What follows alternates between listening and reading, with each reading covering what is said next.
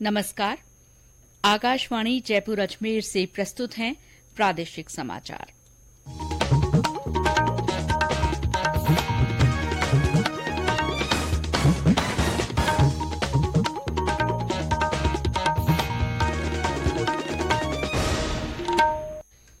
मुख्य समाचार। पूरा प्रदेश भीषण गर्मी और लू की चपेट में। जैसलमेर में पारा 46 डिग्री सेल्सियस पर पहुंचा। कई स्थानों पर तेज आंधी का अलर्ट। उपराष्ट्रपति जगदीप धनखड़ कल अजमेर और नागौर का दौरा कर विभिन्न कार्यक्रमों में भाग लेंगे।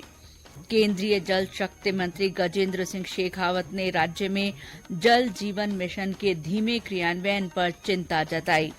और प्रदेश में राष्ट्रीय लोक अदालतों में राजीनामे के माध्यम से बड़ी संख्या में मामलों का निस्तारण।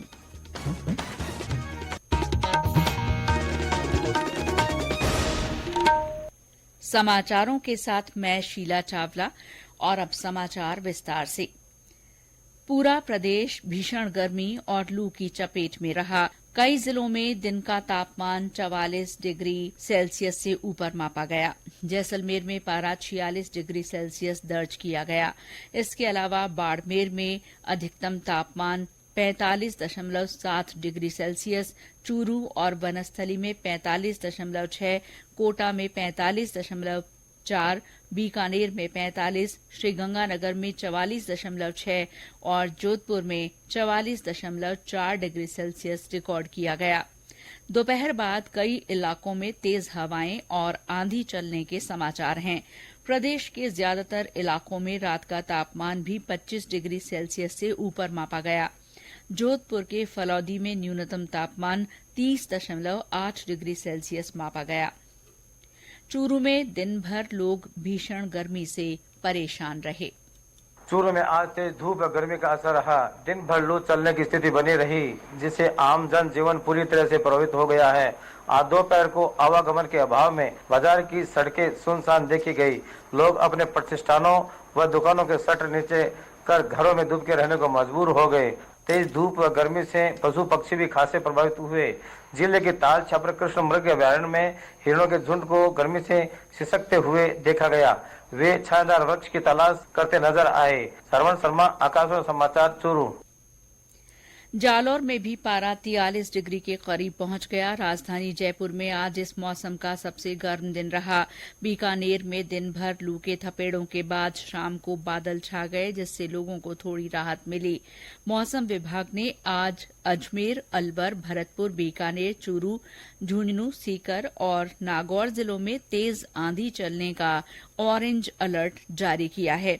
विभाग ने प्रदेश के कई इलाकों में अगले 3-4 दिन आंधी चलने की आशंका जताई है।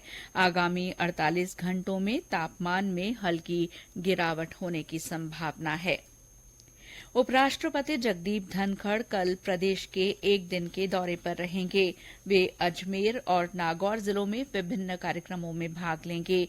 हमारे अजमेर संवाददाता ने बताया कि उपराष्ट्रपति सुबह करीब 10:30 बजे हेलीकॉप्टर से पुष्कर हेलीपैड पहुंचेंगे।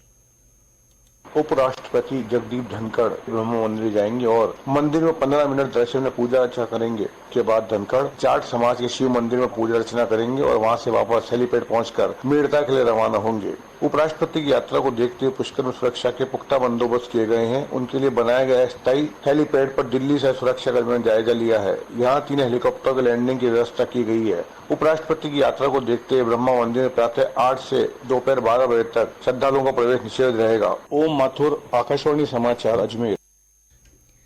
श्री धनखड़ विख्यात समाज सुधारक वीर तेजाजी की जन्मस्थली नागौर के खरनाल जाएंगे, जहां तेजाजी के दर्शन करने के बाद वे दोपहर 1 बजे डांगावास के लिए रवाना होंगे। बाद में श्री धनखड़ मेड़ता सिटी में पूर्व केंद्रीय मंत्री नाथूराम मिर्धा की मूर्ति का अनावरण करेंगे। वे कार्यक्रम स्थल पर सभा को संबोधित भी करेंगे। कर्नाटक विधानसभा चुनाव में कांग्रेस ने बहुमत हासिल कर लिया है।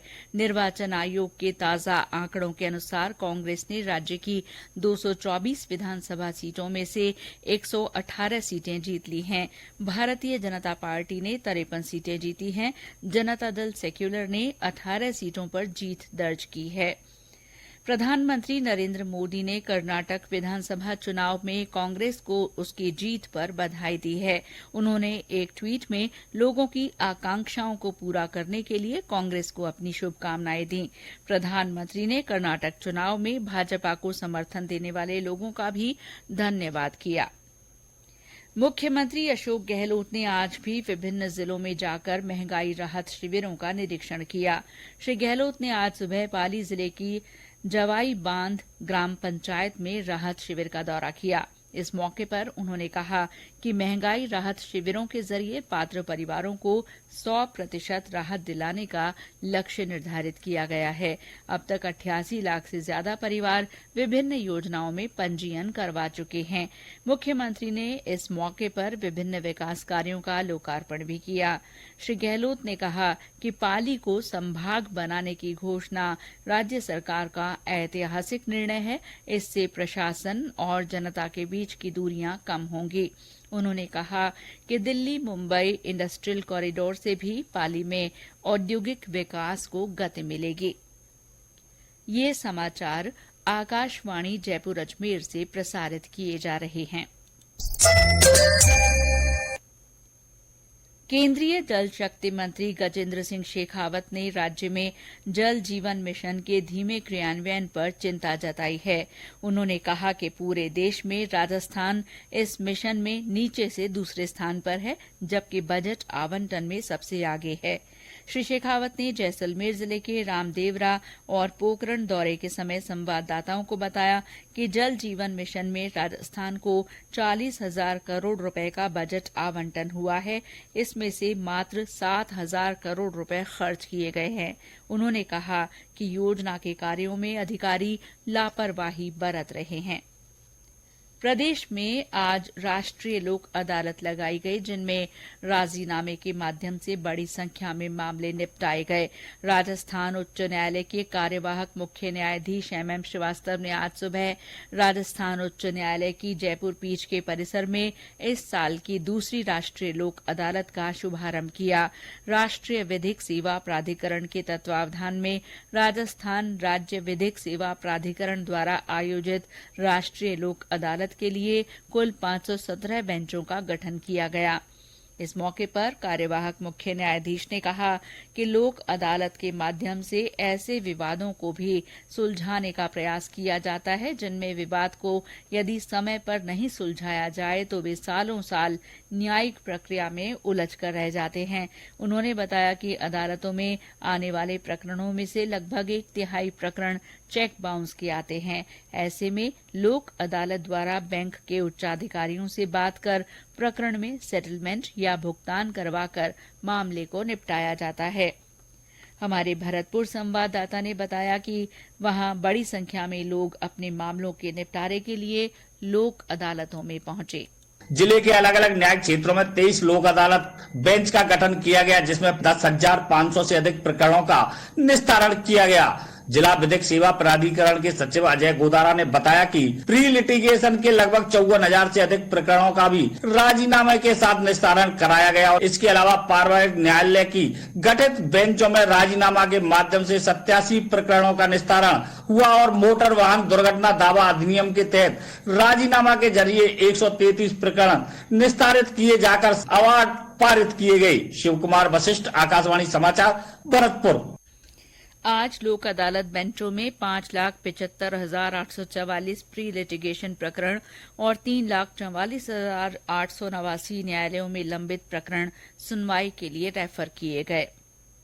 प्रदेश में आज दुपहिया वाहनों पर बिना हेलमेट चलने वालों के खिलाफ विशेष अभियान चलाया गया। टोंक में सुबह से ही शहर के मुख्य चौराहों पर यातायात पुलिस कर्मियों द्वारा दुपहिया वाहन चालकों को जागरूक भी किया गया। सवाई माधोपुर में बिना हेलमेट दुपहिया वाहन चलाने वालों के चालान काटे गए। चूरू, बाड़मेर, भरतपुर समेत राज्य के विभिन्न जिलों में इस अभियान के तहत लोगों को हेलमेट के महत्व के बारे में समझाया गया। पुलिस के अतिरिक्त महानिदेशक वीके सिंह ने बताया कि सड़क दुर्घटनाओं में कमी लाने और लोगों की जान बचाने के लिए किए जा रहे प्रयासों के तहत ये अभियान चलाया गया। जयपुर में 2008 में हुए बम धमाकों की 15वीं बरसी पर आज भारतीय जनता पार्टी की ओर से शहर के विभिन्न क्षेत्रों में धरना, प्रदर्शन और हनुमान चालीसा का पाठ किया गया। भाजपा प्रदेश अध्यक्ष सीपी जोशी ने काले हनुमान जी के मंदिर, चांदपोल बाजार में प्रतिपक्ष के नेता राजेंद्र राठौड़ ने, मालवीय नगर में संगठन महामंत्री चंद्रशेखर, सिविल लाइंस में पूर्व प्रदेश अध्यक्ष अरुण चतुर्वेदी ने जयपुर ब्लास्ट मामले के आरोपियों की रिहाई के विरोध में हुए प्रदर्शन में हिस्सा लिया। मुख्यमंत्री अशोक गहलोत से आज सुबह उनके निवास पर राजस्थान सरपंच संघ के प्रतिनिधिमंडल ने मुलाकात की। श्री गहलोत ने प्रतिनिधियों की मांगों को नियमानुसार पूरा कराने के लिए आश्वस्त किया। उन्होंने कहा कि राज्य सरकार गांव और ग्रामीणों के सर्वांगीण विकास के लिए प्रतिबद्ध है। मुख्यमंत्री से मिलने पर सरपंच संघ ने अपनी हड़ताल समाप्त करने की घोषणा की। इस मौके पर प्रतिनिधियों ने महंगाई राहत शिविरों में सहयोग करने का आश्वासन दिया। और अंत में मुख्य समाचार एक बार फिर। पूरा प्रदेश भीषण गर्मी और लू की चपेट में रहा। जैसलमेर में पारा 46 डिग्री सेल्सियस पर पहुंच गया। कई स्थानों के लिए आज मौसम विभाग ने तेज आंधी का अलर्ट जारी किया है। उपराष्ट्रपति जगदीप धनखड़ कल अजमेर और नागौर का दौरा कर विभिन्न कार्यक्रमों में भाग लेंगे। केंद्रीय जल शक्ति मंत्री गजेंद्र सिंह शेखावत ने राज्य में जल जीवन मिशन के धीमे क्रियान्वयन पर चिंता जताई है। और प्रदेश में राष्ट्रीय लोक अदालतों में राजीनामे के माध्यम से बड़ी संख्या में मामलों का निस्तारण किया गया। इसके साथ ही प्रादेशिक समाचार बुलेटिन समाप्त हुआ। नमस्कार।